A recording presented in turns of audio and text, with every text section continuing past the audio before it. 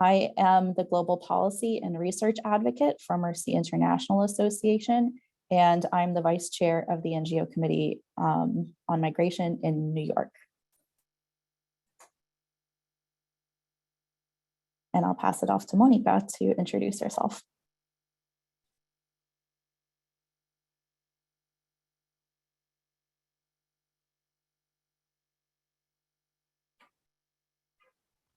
Monica, you're muted. Okay, now it goes. Hi, I'm Monica Hasis. I'm the co-director of Centro Mujeres in Northwest Mexico. I'm also the focal point for the mechanism of civil society in ECLAC on migration. I am welcoming to you all. Thank you. Thanks, Monica. So we're hoping to make this conversation as interactive as possible. So we are using a tool on what's called ahaslides.com. So if you have a smartphone or tablet, you can scan the QR code that's on the screen now. Or if you are on a computer or a phone or any device with a web browser, you can go to the link that I just put in the chat, ahaslides.com/CSW66WIM for women in migration. And this will allow you to participate during various portions of today's conversations. So just to practice and to get to know a little about each of you then hopefully everyone got a chance to scan the QR code, but if you didn't, again, the link is in the chat. On the next slide, we have a little question, which is, where are you joining from? So hopefully you can start to get connected to the interactive slides and responding to the question, where are you joining us from?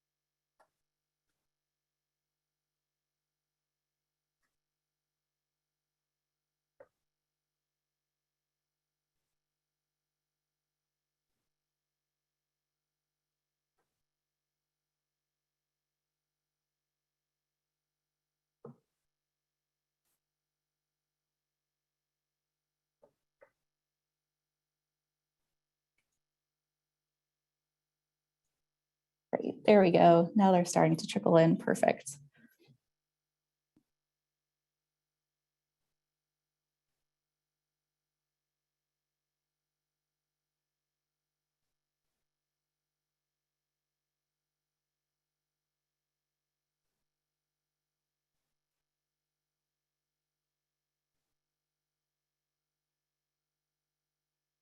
Just going to give everyone another minute or so to get on the platform to start responding. Yeah, because I already saw Kenya and Canada and other places that are not in the showing now. In the chat, we have many, many places.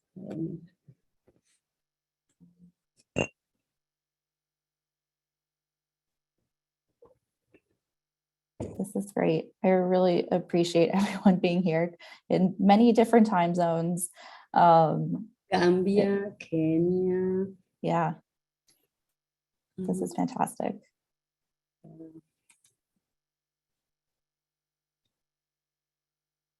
Wisconsin, Italy.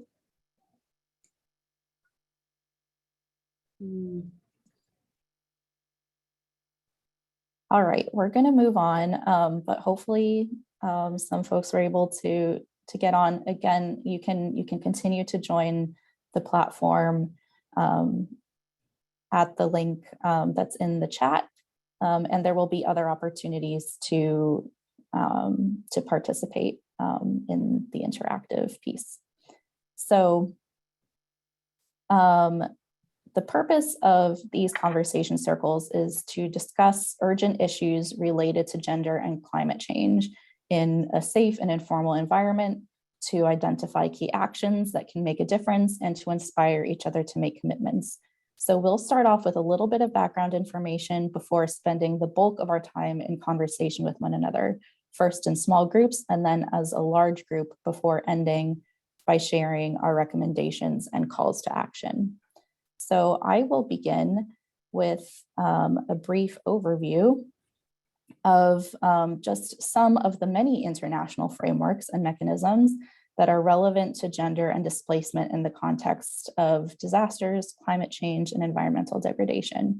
And just to note, there are many, of course, and they include things like the Sustainable Development Goals and the Sendai Framework for Disaster Risk Reduction, the Nansen Initiative, the UN Framework Convention on Climate Change, and the outcomes of the Conference of the Parties, including the Paris Agreement and the Task Force on Displacement under the Warsaw Mechanism for Loss and Damage. But the first instrument that I'll mention is the 1951 Convention related to the status of refugees. So one might think that a person who is forced to migrate away from their home and who is unable to return might be considered a refugee. But people displaced by the adverse impacts of climate change or environmental degradation are not explicitly mentioned under the refugee definition. There may be some situations where the refugee criteria in the 1951 Convention or the broader refugee criteria in regional refugee law frameworks, like the OAU Convention or the Cartagena Declaration, could apply. And people may have a valid claim for refugee status where the adverse effects of climate change interact with armed conflict and violence, for example. But this nuance really highlights the complexity and the multi-causal nature of climate-related migration. Climate change affects people inside their own countries and typically creates internal displacement before it reaches a level where it displaces people across borders. And it's rare that climate is the only consideration that people have when they decide to migrate. There are interrelated economic, political, and social factors at play. So that being said, it's clear that people, and particularly girls and women who are in these situations of climate-related migration, have particular protection needs, and we will discuss those together.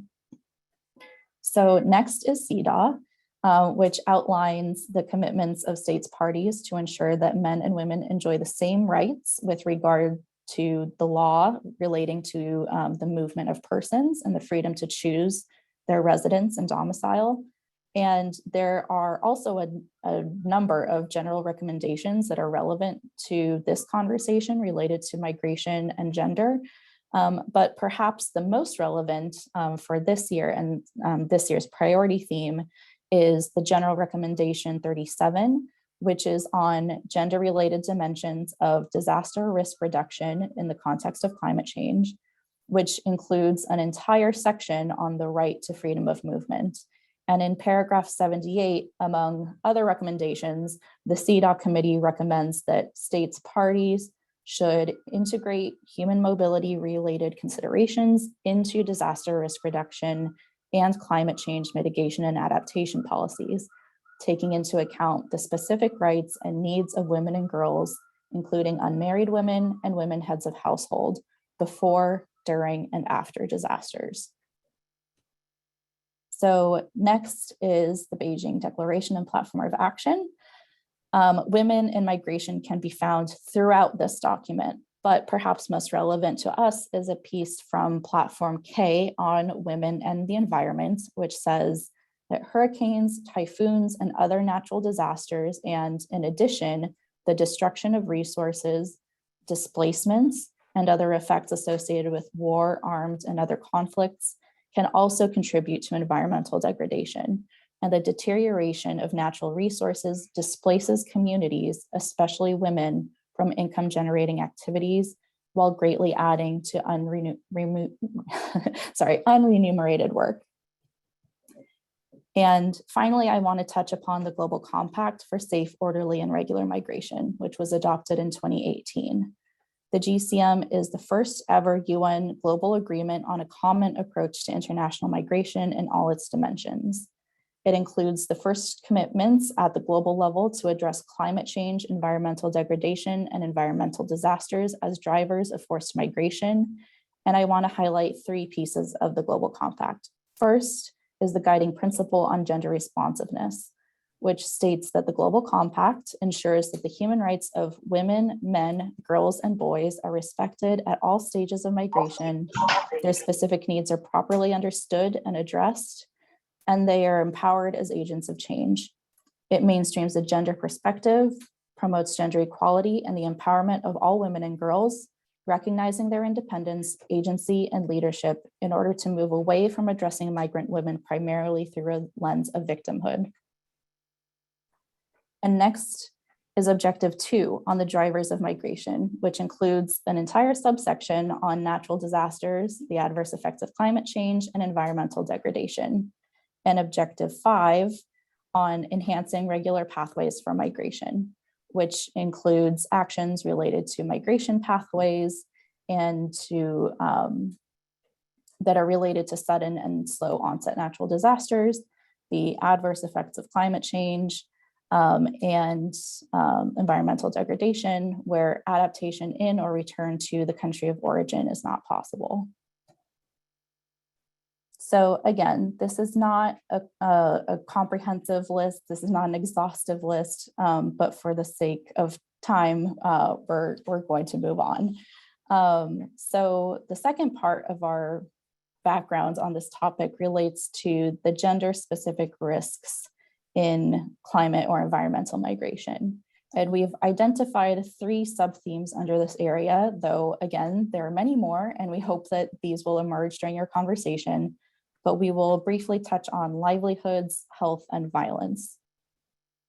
So looking at livelihoods.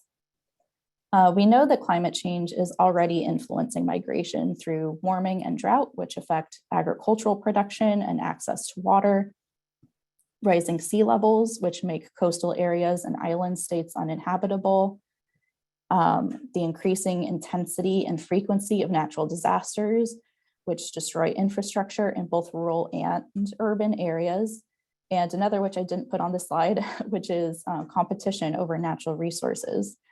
And in this context, households may send 1 or more members to cities or other rural areas in search of an alternative livelihood. So migration is a key component to sustainable livelihoods and a household's capacity to adapt, especially in low and middle income countries. Migration is one of many possible ways that households can adapt to and cope with climate and non-climate risks and uncertainty.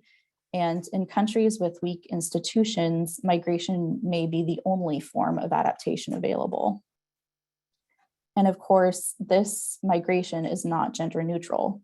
Land degradation and climate variability can force higher levels of gendered migration, where only men migrate in search for alternative livelihoods.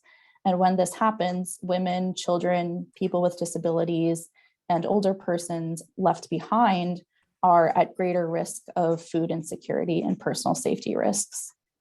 But on the other hand, some internal rural to urban and international migration patterns have also led to shifts in traditional gender roles and some empowerment of women in their communities and households. When male heads of household migrate for work, women who stay behind may increasingly manage household finances. And when women migrate, they gain influence in household purchasing and investment decisions, especially concerning remittances. So perhaps this is a good time to mention climate immobility. So climate mobility and immobility are not really separate things. They're two sides of the same coin. Climate immobility can be involuntary, where people aspire to leave, but they don't have the capacity to do so, or it could be voluntary, where people choose to remain despite the risks.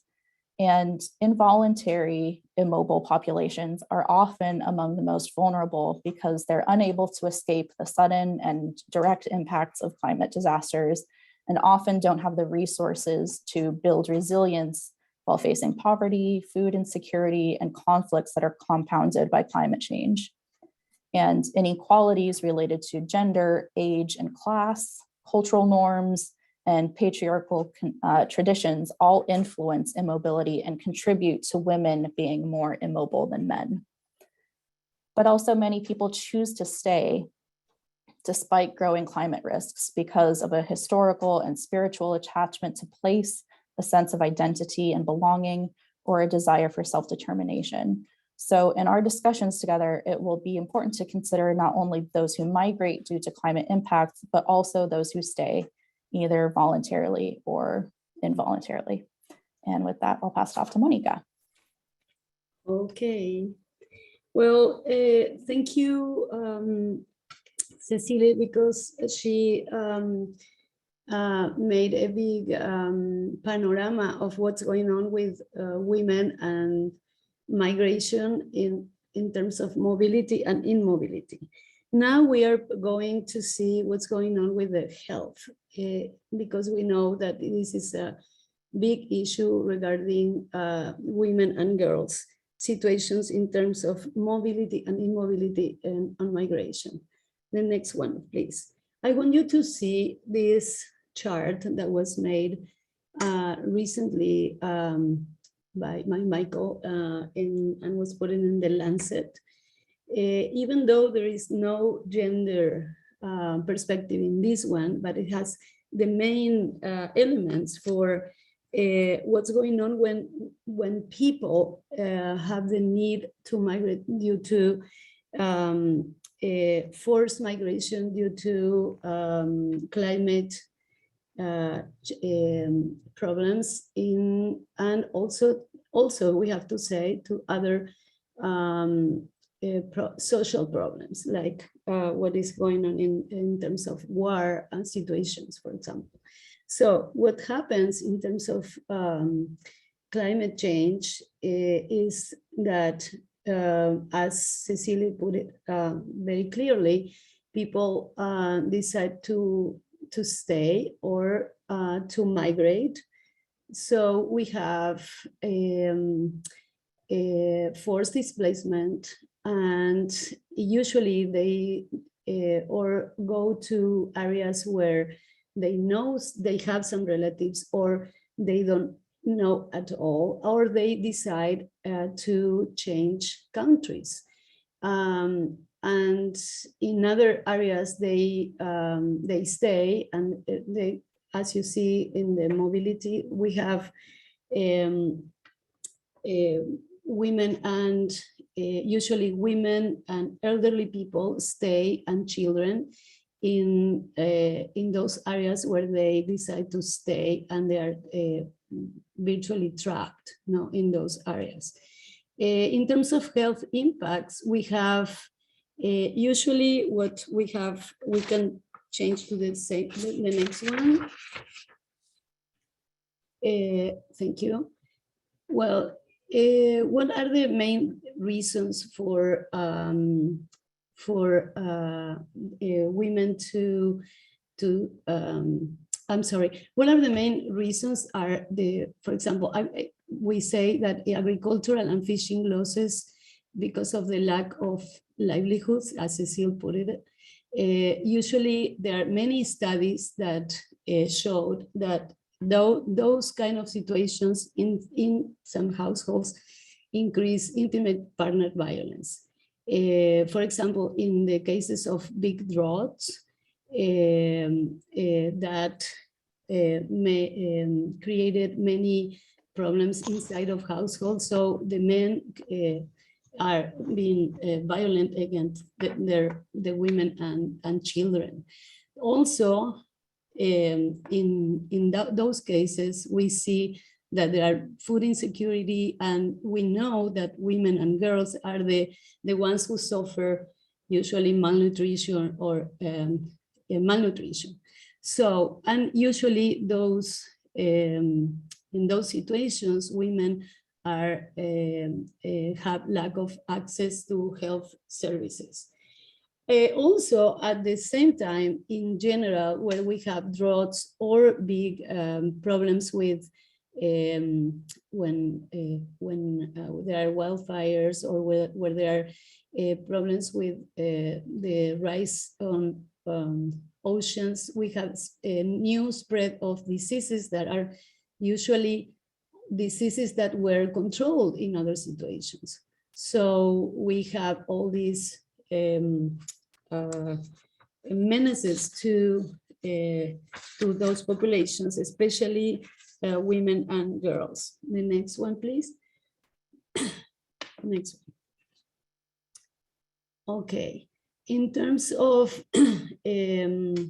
health, the health problems, we have serious consequences for not just for the physical health, but also for the dignity of women and girls, because we know that in those situations, women get inhuman treatment, sometimes up to torture, and they don't have places. Usually they don't have places to get complaints or to go to for help. Also, when we have when the women have to go to in the same country, to go to areas where they don't know, they get underemployment, usually they don't have health benefits, and they have lack of knowledge where to go for help. Usually, Cecile mentioned that cultural values sometimes promoted that women don't have their own autonomy to go to decide their own health decisions, or to take their own health decisions. And that it relates directly with to the sexual and reproductive health needs that are usually not just ignored by the society, but also they don't have access to health services. They don't have usually autonomy to say what they need. They don't get access to contraceptives, and besides that, they are usually what we will see in terms of the violence part. Usually they are under usually forced sex, so they get unintended pregnancies. A proof of that is 80% of, and also they are also under a big risk of being trafficked, sex trafficking or human trafficking. 80% of human trafficking are women and girls in the world. Rape and sexual violence are very, very common in all the areas, in all the continents now. Okay. Now we can go to the violence part that we think that is very, very important, because most of the women, not just the women that migrate, that mobilize to migrate, but also the ones who stay in the areas that that men usually are the ones who migrate, suffer all types of violence.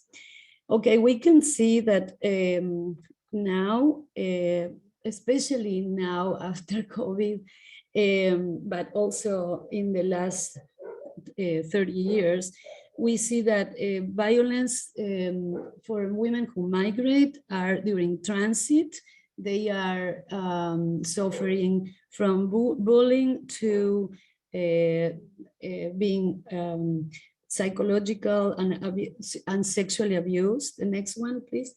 They are under the risk of being trafficked, kidnapped, and also disappeared. And we can see that femicides all over the globe are rising as a big epidemic, no? Especially in Latin America. It's an epidemic now. And in terms of sexual violence, it's very, very common when women migrate. For example, 90% of women from North Africa migrating to Greece and Italy declared that were raped in a specific study that were done in 2020. And we see that 60% of women and girls migrating from Central America to the US and international migration are raped. And also, for example, in Latin America, now the problem in the Darien, in the Panama and Colombia border, Haitian women are also complaining that they were raped, not just women, but also adolescents and children and girls. So in terms of the violence, once they get to the countries, in host countries, they suffer all kinds of discrimination because of many factors. Could be ethnic, class, economic condition, etc., that put them in high risk of violence. In fact, discrimination is one type of violence. And not just in countries that inside of the continents, but also when they go, for example, from Mexico to, or from Central America, and they're received in the US, there are many complaints that are being raped. So this is more or less the panorama that we see. Next one, I think it's the last one. Okay, so now we are going to small group discussion. Cecile, if you want to explain, thank you. Yeah, thank you, Monica. So after listening to us talk for a while, I'm sure you're ready to contribute your own ideas. So we are going to split into breakout rooms so that you can get to know one another and so you can share your experiences on this topic. So we have 3 questions. The first is a question on protection. So what are the protection needs of girls and women experiencing adverse climate impacts or along the migration journey? The second is on self-reliance or resiliency. So what is the need or what is needed to increase the resiliency of girls and women in situations of climate or environmentally related displacement? And the final question is on participation. So how do girls and women's participation in leadership drive rights-based responses to climate-related migration, and how can this be supported? So the breakout groups will be open for about half an hour. So we encourage you to take 10 minutes per question. You can take a screenshot or a picture of this slide to remember the questions, but also I will put them in the chat. Let's see, yep, I'll put them in the chat. Here they are. Devin will also be prompting you with the questions at 10-minute intervals. I think that's it in terms of instructions. Devin, thank you so much for helping us to manage the Zoom platform. I'll leave it to you to open the rooms.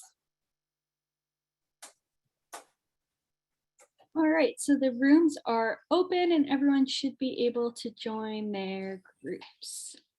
All right, see you back in half an hour.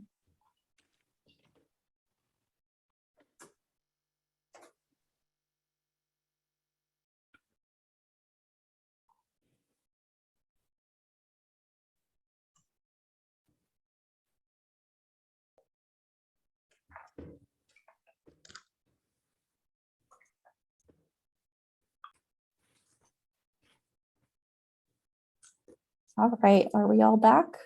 I think we're all back. I hope everyone had a good conversation in your small groups. Half an hour passed by really quickly. But we will continue to discuss these questions just now in the larger group. We wanted to make sure that everyone got a chance to say something today. And we thought that maybe by doing that in small groups would be easier for people than managing dozens and dozens of people in the big room. But now is the chance to again participate with the interactive slides. So again, you can go, yes, thank you, Devin, for putting it in the chat, to ahaslides.com/CSW66WIM or scan the QR code. And you can join back into that, that interactive space and start to put in a couple of words that really stood out to you from your conversation in small groups related to the first question, which was, what are the protection needs of girls and women experiencing adverse climate impacts or along the migration journey? So I'll just leave it open for a couple of minutes, and then I will also, for those who are not in the interactive platform, please go ahead and use the chat function in Zoom. And then if you would like to elaborate on what you've put in the chat or what you've put in the interactive slides, you can go ahead and use the raise hand function, which is in the reactions button on Zoom, to indicate that you would like to take the floor and just give a brief report back or feedback from your discussion with your group and what emerged from the conversation that you had together.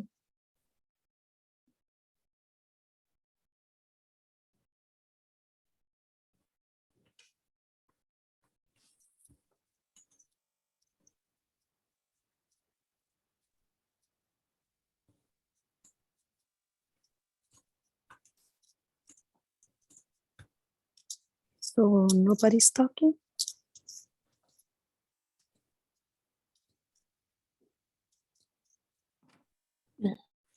We are doing that exercise to put whatever ideas you have after the conversation on that board.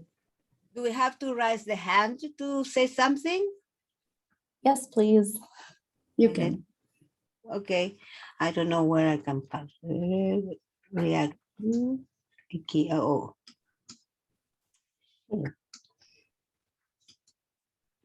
I can levanta la mano. Okay. Can I talk? Go ahead. Yeah. Look, there's one thing that I believe from my experience working and being a migrant and working for so many times and so many years in migration, and I don't see it here, but it is very important that the people have information.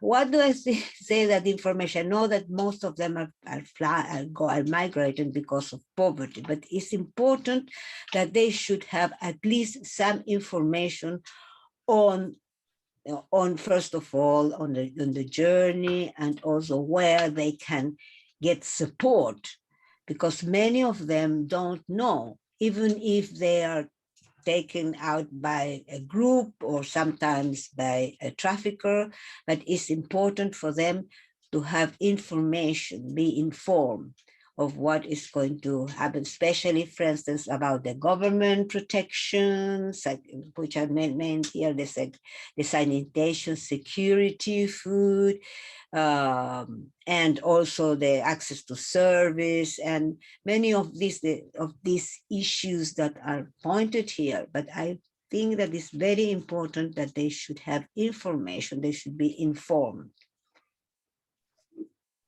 Wow. Thank you, Marcela. Yes, I'm seeing a lot of access to services, to different aspects of health, including physical and mental health. I'm very interested by the response reputable smugglers, because this points to the fact that women and girls don't have adequate channels to migrate. And so they have to rely on irregular paths and dangerous migration routes with the help of smugglers to get to where they need to go. So that response stood out to me among all of these other excellent responses. Anyway, Ritika, go ahead. Yes, good morning from India.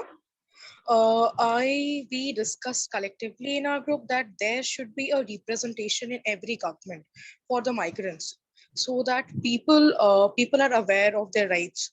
Moreover, as per the protection thing, I think sanitation is the most important need of a woman, and there should be proper arrangements for sanitation purposes for a woman, and there should be proper education regarding the migration rights and immigrant right, that no country can return the migrants if they are of a war-struck areas, that there should be proper education regarding the migration and the immigration.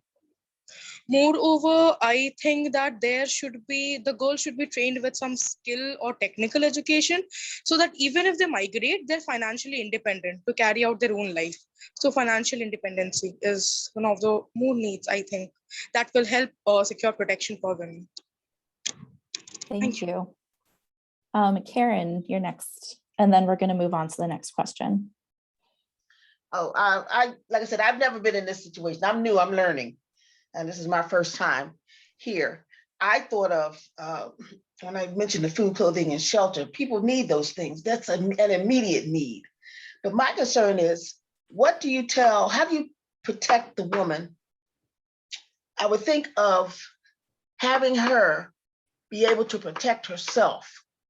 And sometimes you have to teach people how to protect themselves physically.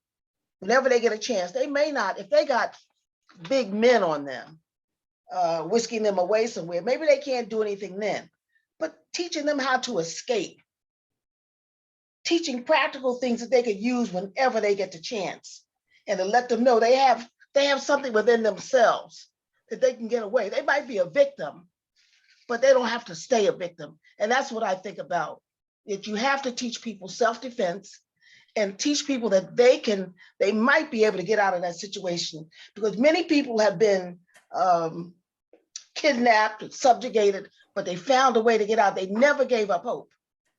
And maybe trying to maybe instill hope in these women that are being trafficked. And when I saw in the Arab countries, I saw Black men being sold $400 or whatever they charge. This is happening all over.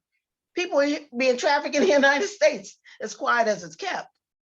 It's a problem all over the world. Some people have it worse in different parts of the world. And I think trying to teach the women how to protect themselves and maintain that hope. Just maintain the hope. Great, thank you, Karen. I am going to move us on to the next question. And so you can begin to write your one-word or short phrase answers to the second question that we discussed, which is, what is needed to increase the resiliency of girls and women in situations of climate or environmentally related displacement? And again, you can raise your hand if you would like to take the floor to elaborate on the conversation that you had.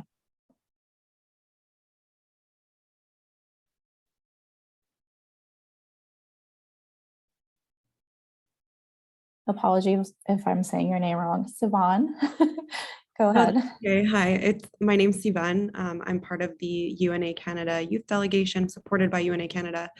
And I'm really enjoying this conversation, so thank you. I think I wanted to echo what Karen was saying. I think you made some really good points. I also wanted to just add that it's along with working with women and girls for protective reasons, I think it's very, very critical to also teach boys and men not to act this way, and have education processes that can hopefully adapt the way that women are treated. Because yeah, as much as we can learn self-defense, that's never going to be enough. So that's something I wanted to mention. And then in terms of resiliency, when it comes to climate or environmentally related displacement, we had a great conversation in the breakout room. And yeah, just echoing what other people have been saying, education and information on migrant rights, education and information on the services that are available in the host country are critical. I think that finding your own community in the host country is critical as well, because a lot of these forced displacement measures can result in cultural erasure. And that can be devastating, and really heavily impacts health and mental health. So those are really essential to find a sense of community. Thank you. Thank you so much for sharing. Brenda, go ahead. Thank you very much. We had a very meaningful conversation in our breakout room as well, and we were looking at resilience and initially thinking it was putting a lot of burden on the migrants who have already made this very hard decision to leave wherever their home is, and they are showing obvious strength to make that decision to begin with. But then what happens during their journey, or how receptive the host country may be. And we thought that it comes down to the local level and the reception by the local countries, or regional and national levels too, and how important inclusion is in fostering this resilience. And that the inclusion, of course, would include healthcare, justice, prevention of exploitation, but implementing it at the local level. And this help given is very crucial for them to adapt and to contribute to this new place where they are. But the messaging to the local population is also important to build that understanding and that community goodwill. And of course, we referred to what was happening in the Ukraine with the huge displacement of people, and the surrounding countries and world countries providing all kinds of humanitarian aid and opening their homes and providing that health care, that's initial support. However, we also see that that's needed in other places too, not just during this immediate time, but the contribution and integration into that new society is so important, and giving them support in those ways. Thank you. Absolutely. No, thank you. Yeah, and so many of those same themes that you mentioned are on the slide. Very quickly, I want to go to Diane. Diane, you'll be the last on this question, and then we'll move on to the final question. Go ahead. Good morning. Good morning. Thank you. I put in there my group. We talked about culture, and someone else put it in there, psychology, and also understand that the frustration that many men or whoever the breadwinner is supposed to be culturally in that environment, unfortunately, their frustration at not being able to migrate their feed their cattle, their whatever, and then they take it out on women. This is across the board, happens in many, many cultures. And so the frustration, the psychology, whether it be especially if it's a patriarchal society, you'll find that women and children are usually the ones who suffer. And I think that in situations of climate or environment, when you cannot use the same fields or areas that you're used to using, and you're supposed to be the breadwinner, you're the one that's supposed to supply for, you take it out on whoever's around you. And unfortunately, that is usually women and children. The resiliency of girls and women is one of the most frustrating areas. You teach children very early on what your resources may be, but those resources have to exist. You cannot say you can do X, Y, and Z, and then there's no place for you to go to exercise that. So I think throughout all three questions, actually, education has to be paired together with the resource actually exists. Otherwise, again, you are making that burden on the female, on the woman, who cannot go anywhere even though they want to exercise what they believe are their rights, which is. But you have to have that pathway that is real, not a psychology, not a philosophy. So your government has to work hand in hand with the culture, with your religious norms, and what those expectations are, because otherwise this will not work. Thank you. Thank you. I'm just so blown away by the depth of conversation that has happened in the breakout rooms and in this larger group. I really appreciate it. We are going to move on to the last question from the breakouts, which is, how do girls and women's participation and leadership drive rights-based responses to climate-related migration, and how can this be supported?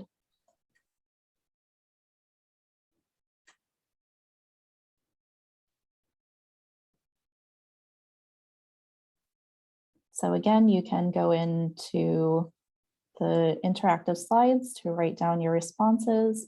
Feel free to use the Zoom chat and use the raise hand function if you'd like to take the floor.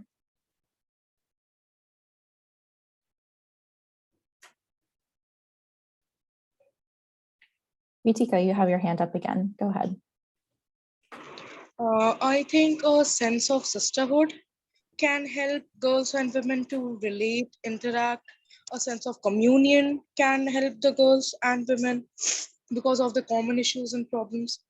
And how this leadership can be supported, I guess we can have a small feminist circles at lower levels, starting from there, and then we can take it to larger circles of discussion issues, so that it will assist the girls and women on a whole. So a sense of sisterhood and communion on a whole.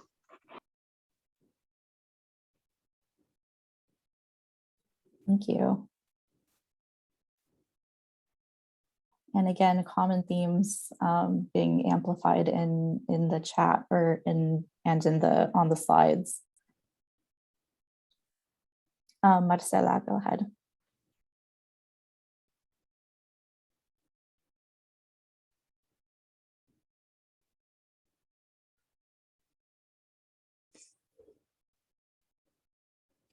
Marcela, I see your hand up, but I don't hear you. You're still muted. I'm sorry, I had it mute. Okay, well, I would like just to link what we talked on the second question and this one, and I'm dealing with education. I think that is very, very important that teachers who play an important role in the community, especially at local level, should be trained on intercultural issues so that girls and boys also as well should be welcome in the community. And in that way, I think that it would be very much easier for those girls and even for the women to participate at the local level, which is very important. It's the same thing also when we talk with sexual and holistic sexual education, which also should be trained the teachers in order also, according to the culture, could be, we would say, responsible in one way or another to also educate it, not only those women and girls who have migrated, but also the whole community, the whole school community. Thank you. Thank you. Mansi, you're next. You'll be the last one before we move on to the final piece. We are running short on time, but this conversation has been so rich and we haven't heard your voice yet, so go ahead. For the question, how do girls and women's participation and leadership drive rights-based responses to climate-related migration? I would like to say that it is very clear that climate crisis has a really disproportionate effect on women. So I think if women represent other victims who are female, it would be better, because women could speak about their issues more clearly instead of a man representing them, because we ourselves could be really clear about it. And also I think on a table where issues related to climate change are being discussed, I think women need to have a seat, because if women won't represent each other, I don't think anybody could represent us better than we ourselves. So I think women need to have a seat at the table, and they should be one of the policy makers and they should be a part of the team who makes decisions. Thank you. Absolutely. No, thank you. I've really enjoyed this conversation. We only have a few minutes left, and I do want to get to recommendations and calls to action. The next piece is we're going to continue to use the interactive platform, but we have 3 questions. So the first is, what key actions do you want governments to prioritize at the international level or the global level? The next is, what key actions do you want your government to prioritize at the national level in your country? And the last question is a challenge to ourselves. So what key actions do you want civil society, non-governmental organizations, grassroots organizations to prioritize related to the intersection of gender, migration, and climate change? So again, using the virtual slides, you're invited to put in responses, your recommendations, your calls to action, first to governments at the international level. And if you'd like to say them out loud, then you can raise your hand and I will call on you, or also you can use the chat in Zoom. But we're going to go through this pretty quickly because we have 3 questions and only a few minutes left. Oh, we have the first one. Good.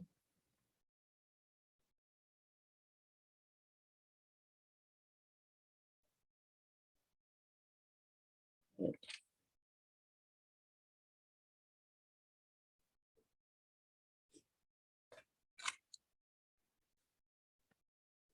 I see in the chat, follow the recommendations of the GCM, which absolutely. And this is a great time to plug the fact that the first International Migration Review Forum, the first global review of the Global Compact for Migration, is happening at UN headquarters in May of this year. And so this is a great opportunity to really push governments to be ambitious in their review and to recommit to the commitments that they've already made in the Global Compact for Migration and really follow through in implementation.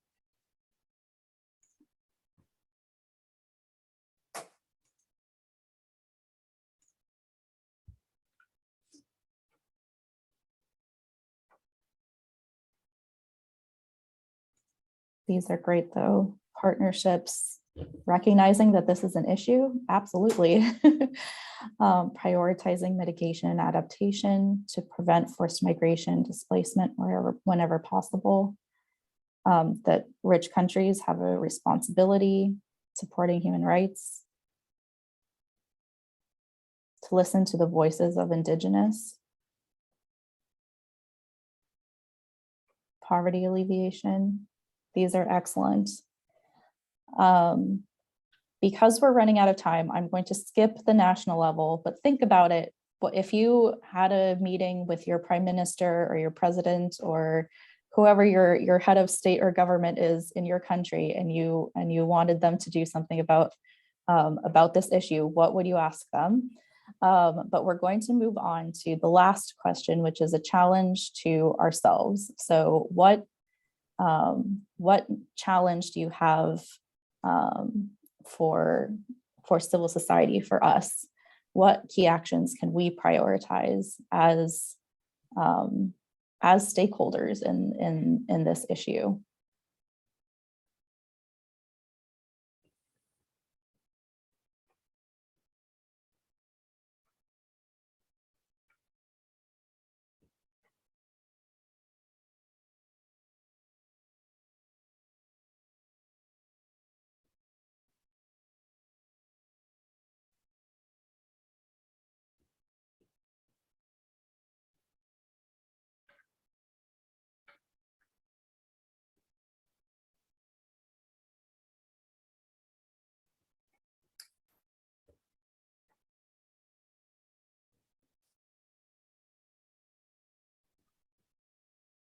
Common themes of education are really coming up. Partnership and collaboration, being advocates, keep doing what we're doing. To be united.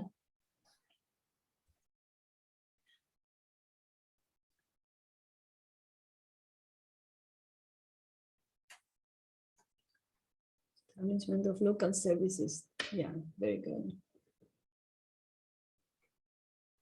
Very, very good.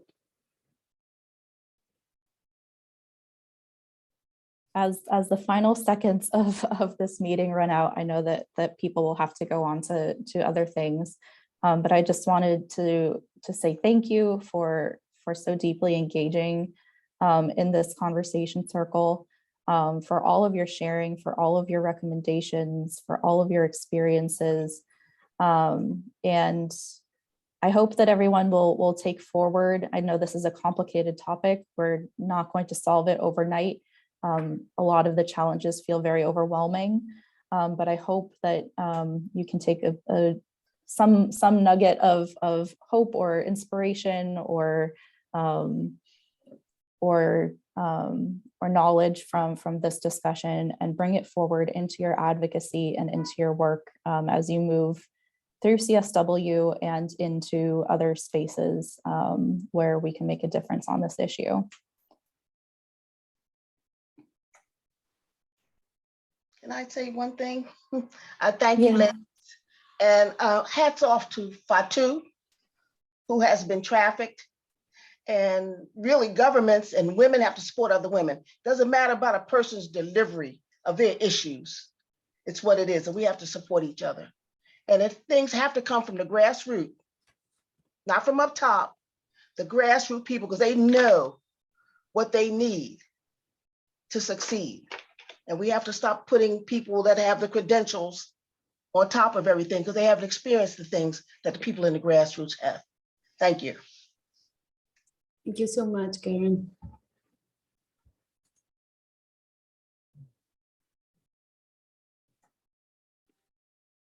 Thank you for this conversation. Yeah, thank you, everyone. Thank you, Devin, for so ably running the tech and for everyone who's participated. I, again, really appreciate your engagement and wish you a wonderful rest of your CSW. Yeah. Thank you very much. Bye. Okay. I also thank everybody for the participation and this collaboration. It's a great sharing. Thank you. Bye. Thank you. Thank you.